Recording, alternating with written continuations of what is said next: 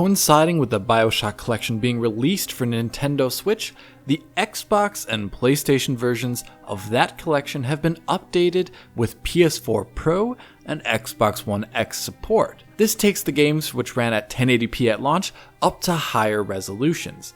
Now that sounds like great news, but much like the submerged halls of Rapture or the cloudscapes of Columbia, there are a lot of problems here underneath the surface level image. Let's start though with some positive news regarding image quality. With this update, BioShock 1 and BioShock 2 on PlayStation 4 Pro have been updated to 2560 by 1440 resolution.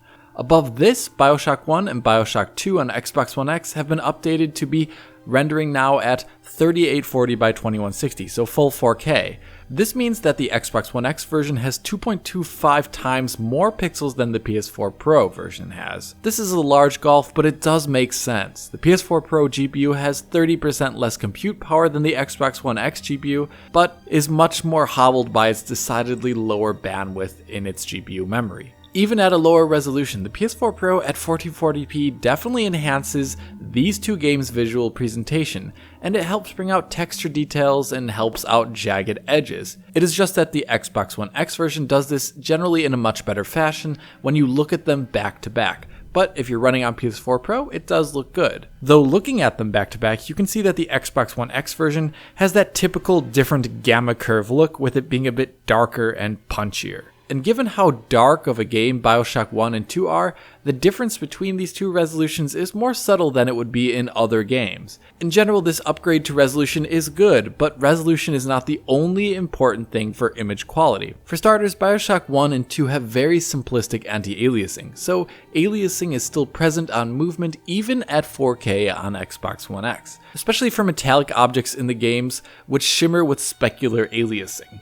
So the shiny parts of metal, even at ultra high-res 4K on Xbox One X, still look rather edgy. This is then more obvious on PlayStation 4 Pro given its 1440p nature. While both versions do get a resolution update, they fail to increase other aspects of the graphical presentation. And here I'm talking about anisotropic filtering. Both versions of BioShock 1 on PS4 Pro and Xbox One X look to be using an extremely low level of anisotropic filtering. So horizontal textures on the floor going into the distance turn very quickly into a soupy mush. This happens very close to the camera.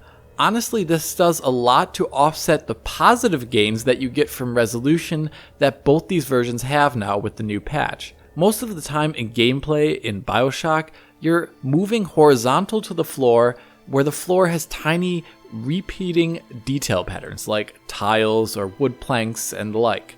The floor is starkly lit, and the walls and background are generally much darker. So the biggest thing on screen is the floor, and it has the most detail, and it lacking anisotropic filtering really hurts the presentation. The higher resolution on Xbox One X helps a bit, but if you compare it to the PC version with real AF, well, you see how much detail is just erased without it. BioShock 2 interestingly seems to have a higher default level of anisotropic filtering on both platforms, but it is still imperfect. Given the age of these games though, I'm really surprised that 8x AF is just not enabled without a care. BioShock Infinite sees more modest gains here in resolution. Both PS4 Pro and Xbox One X run BioShock Infinite at 2560 by 1440.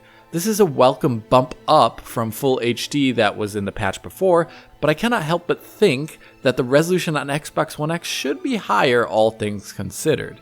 Especially considering the other games, BioShock 1 and 2, on the same console show resolution disparities. Even with higher resolution with 1440p, the image quality and resolve leaves much to be desired. Anti-aliasing is simplistic, so there's much image crawl and fizzle in motion on both machines. This is then exacerbated by anisotropic filtering of middling quality, with the Xbox One X here having surprisingly better anisotropic filtering. On top of this, transparency effects and the very few real-time shadows that are done in the game are rendered at a lower resolution on Xbox One X than found on PS4 Pro. So when transparencies here, like the clouds behind the railing, relief against it, the railing edges look very low resolution on Xbox One X. This does not happen on PS4 Pro. Or you have these shadows here from the tree. Notice how low resolution they look and cut out almost on the Xbox One X.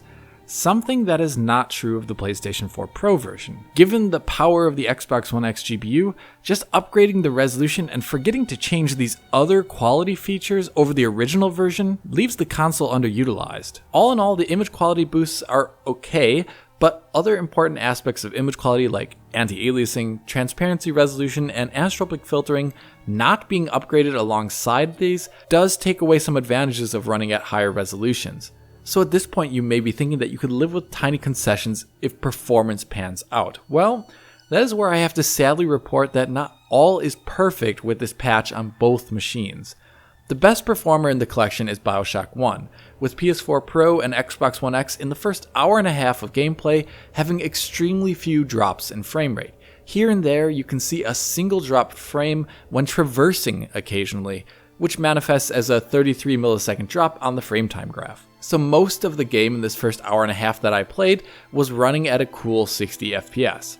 One thing that I did saw happen once was that the frame rate can drop when there's a lot of alpha effects found on screen, like when fire is close to the camera. Here I noticed this happening only really one time, and on the PS4 Pro specifically, where setting these pools of oil alight along with a number of splicers saw the frame rate temporarily dip to 46 FPS and the action on screen looking rather framey, and screen tearing entered the top third or so of the screen. A similar drop occurred on Xbox One X, but to a much lesser degree. BioShock 1 and 2 on these consoles utilize an adaptive VSync, where if the frame rate target cannot be held, the game will instead choose to tear, and within a certain frame time. And if the frame time threshold is not met, then the whole frame is dropped instead of tearing happening in the middle of the screen, so you can see normal VSync style drops after tearing starts. This happened very rarely in BioShock 1, and really only egregiously at one point on the PS4 Pro, and it didn't happen for long. Though I have only tested the first hour and a half of gameplay here. It may of course happen later in the game when there's more alpha effects in play. BioShock 2 is sadly a less stable experience than BioShock 1.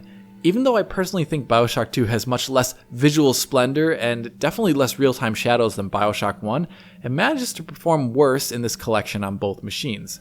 It would appear that both machines are bandwidth limited in specific scenarios in this game when alpha effects enter the viewport. So every time you utilize your drill melee weapon to attack an enemy, the explosion of gore in front of the camera causes the frame rate to dip. It introduces tearing at first, but then full-on frame drops.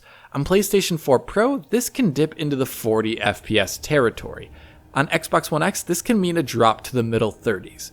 Considering how this weapon is the first one you have in the game, the default iconic weapon of the Big Daddy, it seems like the update's priorities were a bit ill-conceived. It's not too fun to have your frame rate drop in the middle of combat using the game's most basic weapon. This is not reserved though just for the Big Daddy drill, but any full-screen alpha effects like water splashes or electrical surges.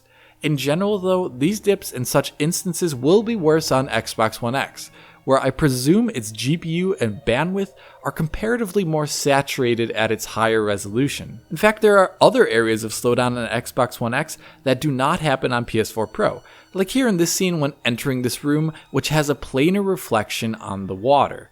On PS4 Pro, it is running at a great 60 FPS. On Xbox One X, just entering the room and not even looking at the reflection causes frame drops. So perhaps this game on Xbox One X requires a resolution drop to aid its performance. BioShock Infinite holds a middle ground between these titles. Unlike BioShock 2, I did not see any really big GPU related dips while playing the first hour of the game on both systems. With explosions going off and getting into melee combat, or getting into combat in general, I did not see any drops or screen tearing found in BioShock 2, which is a great thing. BioShock Infinite looks to be using a VSync option which does not tear. So only once did I see what looked like GPU related dips, and it happened on the PlayStation 4 Pro, where when kind of entering into combat here, it dipped into the upper 40s as it started. But it was really fleeting, and other combat did not show off this behavior.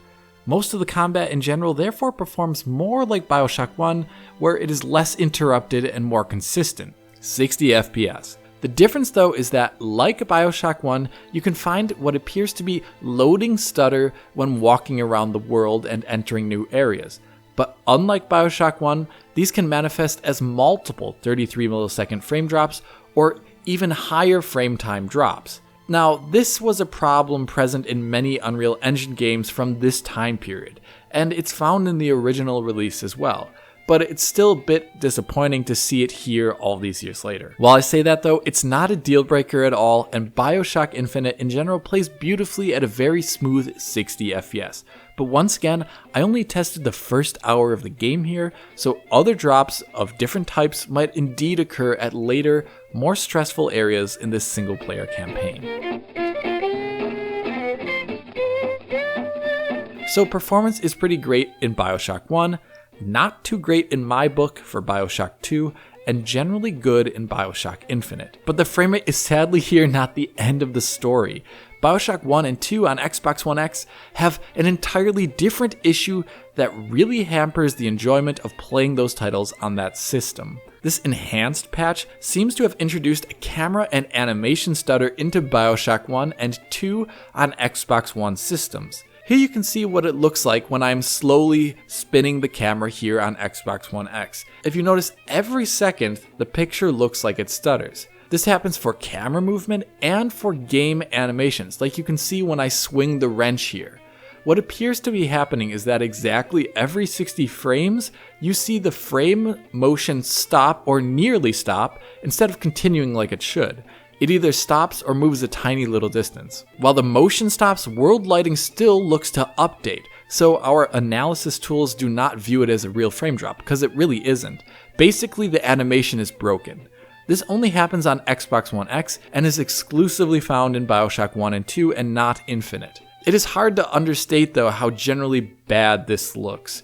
The game may be 60 FPS, but it looks nothing like it in practice, and I found myself actually getting visually disoriented after playing for a while. Switching over to the PS4 Pro was a night and day difference in visual fluidity. In the end, the patch here for the enhanced consoles in the BioShock collection is very mixed and actually negative if you look at Xbox One X and its stuttering. In general, I think anisotropic filtering needs to be increased across the board for every title. Resolutions or effects should be tweaked to prevent GPU-related slowdown for basic actions as found in BioShock 2, and the animation stuttering needs fixing on Xbox One X. Fixing these smaller things would have a huge positive outcome for the collection and make these resolution boosts much more meaningful. And until those fixes are brought in, I hope you enjoyed this video. If you did enjoy it, hit that like button and subscribe to the channel. If you're already a subscriber, then consider hitting that little bell in the corner to be informed as soon as Digital Foundry posts a video. If you want to see more coverage like this, support Digital Foundry on Patreon to get years worth of DF content available in high quality for download. If you want to talk to me about the BioShock collection on Xbox One X or PS4 Pro, write a comment below or follow me and Digital Foundry on Twitter. And as always, this is Alex, bidding you farewell und auf Wiedersehen. You